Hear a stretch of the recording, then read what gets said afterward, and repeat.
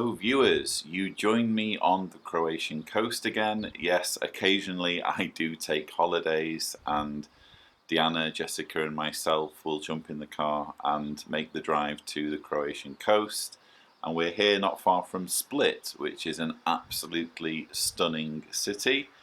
And yeah, we're having a great time, but no rest for the wicked. There is an issue I want to address, or a video I want to make. And I figure that since I spend a lot of my videos criticizing Watchtower and pointing out areas where there are issues, where there are problems that need fixing, it seems like a logical thing to include a video where I'm giving solutions. So rather than just focusing on the problems, why don't we talk about the potential solutions? And I'm going to call this video 20 reforms that could fix Watchtower. Now, a quick disclaimer before I get started. I am obviously shooting outside, so there might be a few noise issues, so apologies in advance. Now, the first of my 20 reforms involves disfellowshipping. Watchtower needs to completely reverse the shunning of disfellowshipped or disassociated family members. And when I say reverse, I don't just mean that Watchtower needs to stop telling witnesses to shun their disfellowshipped family members or suggest that it might just be a conscience matter. It needs to actively tell believing Jehovah's Witness family members that they should actively seek out and speak to anyone who they may be shunning who is disfellowshipped or disassociated. That would be a reversal. So rather than simply no longer talking about the issue or pretending there isn't a problem, Watchtower needs to tell witnesses to stop shunning and to try and make an effort to restore contact. And part of this reversal of shunning would involve Watchtower telling non-family members, so in other words people who aren't related to disfellowshipped or disassociated ones, that they can still speak to people who are disfellowshipped or disassociated, even if it involves not socializing with them or associating with them. In other words, this juvenile, unscriptural policy of not even speaking to someone who is disfellowshipped or disassociated needs to end. Reform number 2, Watchtower needs to reverse its teaching on blood transfusions and disband the Hospital Liaison Committee programme. And again, when I say reverse, it isn't enough to simply stop writing about it or suggest it's just a conscience matter now. They would need to print material telling witnesses that if they are in a situation where blood is required, they should take the advice of their doctor if this means accepting a blood transfusion. Reform number 3, Watchtower needs to reverse its teaching on higher education and encourage young Jehovah's Witnesses that if they want to pursue college and university education, they should definitely do that. Reform number 4, Watchtower should allow spouses who are being physically abused to get a full scriptural divorce. It should no longer be possible for a husband or wife to feel as though they need to continue in an abusive relationship purely because there can't be a divorce unless there is adultery. Reform number 5, and I can't believe this even needs to be on the list, Watchtower needs to divulge all information on known or accused child molesters to the relevant authorities. I cannot believe this even needs to be included. There should never have been this secret list. This is being kept from authorities in the first place. But high up on the list of reforms of things that the Watchtower needs to do to fix its problem is this issue of transparency and making sure these individuals are brought to justice. Reform number 6, Watchtower needs to issue a full and unequivocal apology to everyone who has suffered due to the organisation's policies on shunning, child sex abuse, blood transfusions, domestic violence, and higher education. Reform number 7, and I'm going to have to read this because I want to be precise. Watchtower needs to remove from power all governing body members appointed before 2012 and or any governing body members or helpers, senior Watchtower officials, circuit overseers or elders who are deemed to have gone above and beyond in perpetuating abusive policies, and they need to cooperate fully with law enforcement in bringing such individuals to justice. The reason why I chose the year 2012 is because the only governing body members who have been appointed since 2012 are Mark Sanderson and Kenneth Cook, and it seems to me that for the organisation to continue as a reformed organisation, there needs to be some form of continuity from their perspective. So I'm kind of offering an olive branch here, because it's conceivable that Mark Sanderson and Kenneth Cook could say, listen, we're the new guys, if we could have stopped this, we would have stopped it, and we want to cooperate fully with bringing about reforms. But having said that, it's conceivable that Mark Sanderson has gone above and beyond in perpetuating these policies, or indeed Kenneth Cook. So I'm just kind of, the 2012 cut-off is kind of a suggestion. The point is that to be viable moving forward as a reformed, respectable organisation, Watchtower needs to distance itself fully from those who have been involved in perpetuating abuse. So whoever those individuals are, they need to stand down or be removed from office. Reform number 8, Watchtower needs to reverse the application of the two-witness rule in cases of crime. This again seems like a very obvious reform, and I cannot believe Watchtower is doing this. I've already explained in previous videos why Watchtower's current application of the two-witness rule to the crime of child abuse makes no sense whatsoever. But it goes without saying that if Watchtower wants to be, again, a reformed, respectable organisation, they need to get rid of this outrageous rule. Reform number 9. Watchtower needs to instruct all elders to henceforth report to the authorities all child abuse accusations, and they are to make it clear to elders that any who do not report accusations to the authorities are on their own legally. This reform would include, by necessity, the full pardoning of any elders who have been removed from their roles due to their having reported accusations to the authorities against the wishes of Watchtower. Reform number 10. All known pedophiles who have attained positions of trust and responsibility within the Watchtower organisation are to be removed from their positions and immediately reported to the authorities. Reform number 11. All known pedophiles are to be barred from participating in the preaching work. And furthermore, congregation members are to have full knowledge of any known pedophiles who are attending their meetings or who are likely to attend. And this stipulation would not just be for parents, but for all members of the congregation, because, for example, you could have a member of the congregation who doesn't have children, but who is entertaining guests from another congregation who do have children. This individual needs to know whether there are any individuals in the congregation that their guests need to be wary of or protect their children from. So it's simply not enough to only make parents aware if there happens to be a pedophile at large in the congregation. Reform number 13 is to do with judicial committees, and I will again read from my notes.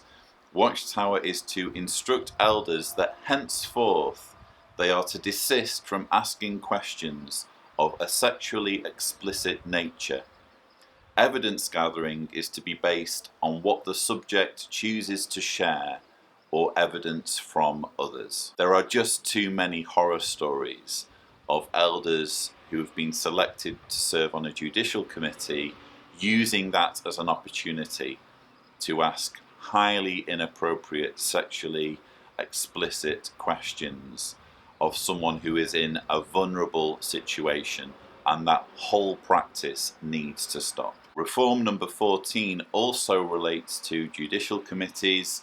Subjects of judicial committees are to have the option of bringing along a witness of any gender for emotional support, who can be a believer or non-believer, and who can be a lawyer or a counsellor. This wouldn't fix everything when it comes to the potential for judicial committees to be unfair or unjust, but I do feel that having another person there who is on the side of the subject of the committee would just give them, again, a little bit of emotional support, and the elders are aware that there is another set of eyes on the proceedings, observing how they are conducting things, so that it's not just a case of their word against the person who they are interrogating.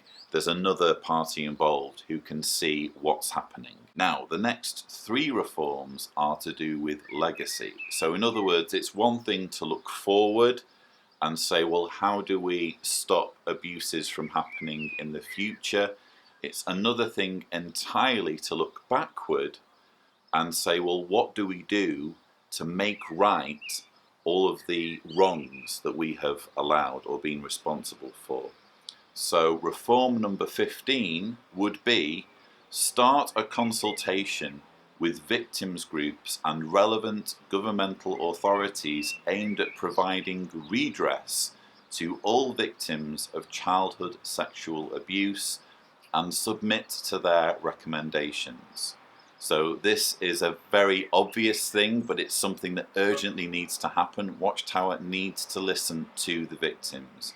It needs to take professional advice on board, and it needs to figure out a way of issuing some form of compensation to all of those whose lives have been shattered due to their mishandling of child sexual abuse. So similarly, reform number 16 would be as regards the blood teaching. So Watchtower would start a consultation with families of victims of the blood prohibition aimed at providing compensation and counselling. There will be families who are grieving the loss of dear ones who have died directly as a result of Watchtower's blood teaching, and these families deserve not just an apology, they deserve some kind of remedial action or compensation for their loss. And reform number 17, Watchtower needs to start a consultation with victims of domestic violence aimed at providing, again, compensation and counselling. Now, it could be with these last 3 points that there is some room or some justification for Watchtower to also offer compensation to victims of shunning who have undergone serious psychological trauma due to being shunned by their family members. The only problem I see is the sheer volume of victims in that respect. We are talking potentially hundreds of thousands of individuals who've been severely affected in this way, and I haven't included that as an item purely because I'm trying to keep this list as realistic as possible, but I will at least acknowledge that there is scope for Watchtower to figure out some way of addressing the psychological impact that its shunning policy has had. And that brings us to the final 3 points of reform, which are all to do with transparency. So reform number 18 is transparency regarding finances. Watchtower needs to commit to henceforth being transparent about the management of dedicated funds and investments to ensure zero hypocrisy and guarantee that funds should be spent on compensation for victims of abuse rather than being wasted in other areas. Now, with most organisations, you wouldn't need to insist necessarily on full transparency when it comes to finances, but when you have an abusive organisation that literally owes people money, owes abuse victims money, there needs to be some way of making sure that the organisation isn't wasting money in other areas, or in printing publications, or doing things that aren't so essential